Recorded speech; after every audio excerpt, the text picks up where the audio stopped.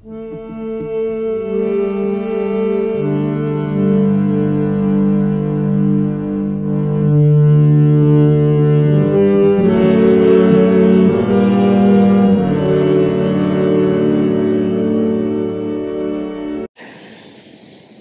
అరవిందుల యోగం ఇప్పుడుండే యువతకి ఏ విధంగా ఉపయోగపడుతుంది అనేది మన ముందున్న ప్రశ్న అన్నమాట.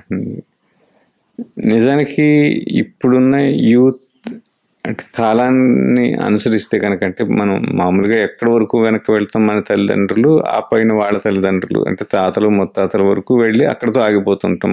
మన వెనక్కి చూసుకుంటుంటే అక్కడి నుంచి మన జీవితం ముందుకు నడుస్తుంది. మనం ఏ కుటుంబంలో పుట్టాం, ఎటువంటి వాతావరణం, ఏ దేశం, ఏ ప్రాంతం, ఏ భాష, ఇవన్నీ బట్టి మన జీవితాలు ఉంటూ ఉంటాయి. యూత్ పెద్ద సమస్య ఏంటంటే వాళ్ళ జీవితాన్ని ఒక దారిలో పెట్టుకుంటే అయిపోతుంది, ఒక సెటిల్ అయిపోయాం అనుకుంటూ ఉంటాం కదా, అది వాళ్ళకున్న ప్రధాన సమస్య అన్నమాట. ఏవైతే కారణాలు మనని ఒక కుటుంబంలోనో, ఒక ప్రాంతంలోనో, ఒక భాషకి సంబంధించి కానీ జన్మించడం వలన ఏ కారణాలు మనని అవరోధకాలుగా మారుతూ ఉంటాయో వాటన్నిటినీ శ్రీ అరవిందులు పరిపూర్ణంగా ఛేదించేశారనమాట. ఆయనకున్న ఆధ్యాత్మిక శక్తితోటి భూమి మీద అవి కాస్త మరేమాత్రం కూడా అడ్డంకులుగా మిగలవన్నమాట. ఇది ఏ యువత అయితే కనుక ఆధ్యాత్మికమైన ప్రేరణ నాకు కావాలి, నా జీవితంలో ఆధ్యాత్మికమైన గైడెన్స్ కావాలి అనుకుంటారో వాళ్ళకి ఇది వాళ్ళు కోరుకోని వరం లాంటిది అనమాట. ఇప్పటికి కూడా మనం అందరం ఏమనుకుంటూ ఉంటాం, మనం కూడా మనుషులు మిగిలిన జీవుల్ని లేకపోతే ప్రకృతిని ఏదో విధంగా దాన్ని మనం ఎక్స్ప్లాయిటేషన్ రైట్ వర్డ్ అనమాట.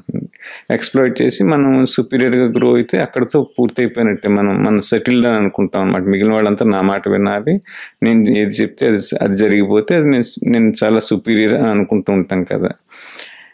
ఈ ధోరణి తప్పని, మనతో పాటు అందరూ ఎదగాలని, అందరి ఎదుగుదలలో మనం ఆనందం చూడాలని ఎవరికైతే తపన ఉందో వాళ్ళందరూ ఆధ్యాత్మికమైన కోరిక కలిగి ఉన్న వాళ్ళే అవుతారు. అటువంటి వాళ్ళ అందరికీ శ్రీ అరవిందుల యోగం, వాళ్ళు ఆ పేరు అందులో ప్రయత్నాలు ఏమి చేయకపోయినా వాళ్ళకి న్యాచురల్గా జరిగిపోతున్నట్టే. ఆ ఉద్దేశంతో ఉన్నట్టే చాలు, మనందరూ బాగుండాలనుకుంటే కనుక తెలియకుండా వాళ్ళు ఆల్రెడీ యోగం చేసేస్తున్నట్టే. ఆ పైన యోగం తాలూకు ప్రత్యేకమైన అవసరం ఏముంటుందంటే, యోగంలో కొన్ని సూచనలు, కొన్ని దర్శనాలు మనం అడగకుండానే అవి వచ్చి మన మార్గదర్శనం చేస్తూ ఉంటాయి అన్నమాట. ఇది ఆధ్యాత్మికతలో ఉన్న ఒక ప్రత్యేకమైన లక్షణం. అందరూ ఆధ్యాత్మికత అంటే ఏదో ప్రశాంతంగా ఉంటే ఆధ్యాత్మికత, అలాగే ఏవో చిన్న భగవంతుడికి ఎప్పుడు మనం దండం పెట్టుకుని అలా ఒక మార్గం ప్రకారం ఉంటే, కొన్ని వేషభాషల్లో ఉంటే అది ఆధ్యాత్మికత అనుకుంటారు. కాదనమాట. మనకి అత్యంత చేరువైన విజ్ఞానం మన లోపల నుంచి మనం నడుపుతోంది అనేటువంటి గ్రహింపు కలిగి ఆ విజ్ఞానాన్ని పట్టుకోవాలి, అది ఎక్కడి నుంచి వస్తుందో తెలుసుకోవాలని మొదటి తపన ఆధ్యాత్మికత వైపు మిమ్మల్ని తీసుకువెళ్తూ ఉంటుంది. దానికి మీరు భగవంతుడు అని పేరు పెట్టుకోవచ్చు, గురువు అని పేరు పెట్టుకోవచ్చు, అది నా అంతరాత్మ అని పేరు పెట్టుకోవచ్చు. రకరకాల కారణాలతో మనం ఆ విజ్ఞానం మన లోపల కలుగుతున్న సంవేదనలనే తీసుకుంటూ మిగిలిన వాటిని అంత పెద్దగా పట్టించుకోమన్నమాట. అంటే ఉదాహరణకి సామాజికంగా ఇలా చేస్తే మీరు మంచి జాబ్కి సెటిల్ అవుతారు, లేకపోతే ఇలా చేస్తే మీ బిజినెస్ బాగుంటుంది అన్నారు అనుకుంటే ఆ సలహా పాటించరు. వాళ్ళు ఇన్నర్గా వాళ్ళకి ఏదైతే కలుగుతుందో దాన్ని అనుసరించడానికి ప్రయత్నిస్తారు.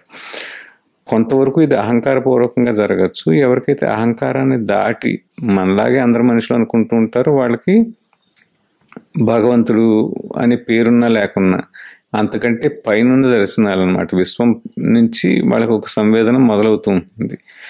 ఇదంతా సిస్టమటైజ్ చేసుకుని మన జీవితాన్ని మార్చుకోవాలనుకుంటే తప్పనిసరిగా మీరు శ్రీ అరవిందుల యొక్క లిటరేచర్ అయినా చదివి తీరాల్సి ఉంటుంది. మీరు ఆయన గురువుగా భావించే ఉద్దేశం మీకు లేకున్నా ఒక ప్రయత్నంగానైనా శ్రీ అరవిందుల గురించి తెలుసుకుని తీరాల్సి ఉంటుంది అనమాట.